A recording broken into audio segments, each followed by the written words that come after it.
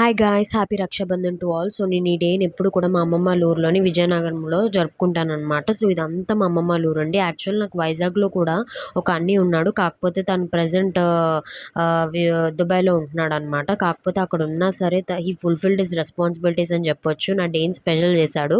So తప్పకుండా మా ఊరి మీద నేను ఒక వ్లాగ్ చేస్తానండి. సో ఇంకా అక్కడికి వెళ్ళగానే ఐ హ్యాడ్ మై బ్రేక్ఫాస్ట్.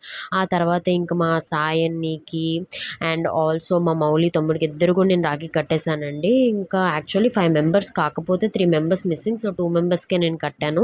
ఇంకా అలా నేను వైజాగ్ రిటర్న్ అయిపోయాను. తర్వాత నేను గాజువాక్ వెళ్ళిపోయాను నా వర్క్ పర్పస్ మీద. తర్వాత చక్రి అన్నికి కూడా నేను రాఖీ కట్టేశాను.